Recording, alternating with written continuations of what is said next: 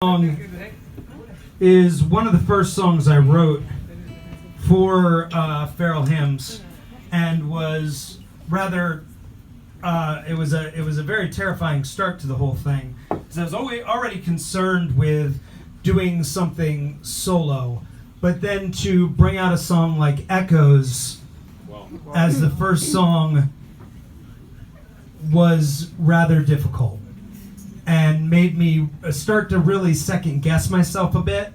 And is that something that I want to put out in front of people right now and have to explain where that song comes from?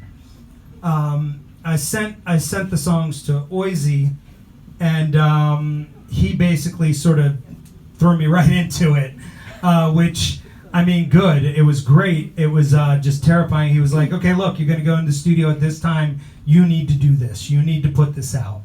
And if you don't, you're going to end up having like 12 members of a band that, you know, are just, it doesn't make any sense to have them around.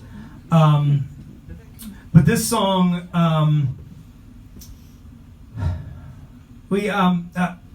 I'll start with the video and how empowering that video was, because this song deals with, as a child, going through sexual abuse in the church I was a part of.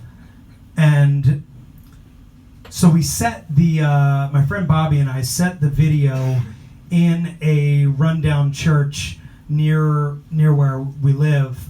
And the symbolism of creating art and being alive and having this sort of altar with the candles and everything, and these pictures of me as a young child, was this very life-affirming situation within the crumbling walls of, the symbolic crumbling walls of something that had hurt me so deeply.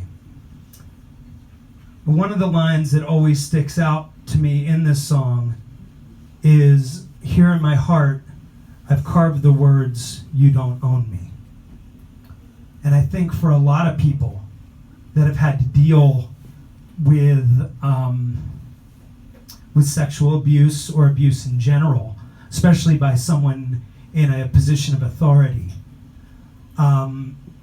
you carry that for a very long time. It wasn't until I was in my 30s that I was able to even present it to myself, let alone to anyone else. And now I'm 45, and it was well into my 40s before I could even publicly state this.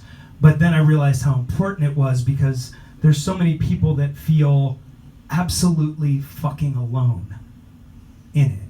And it doesn't matter how many times you sort of hear randomly that this happens to others, it still feels like you're the only one. And it's this shameful, guilty, horrible thing that tears you apart inside.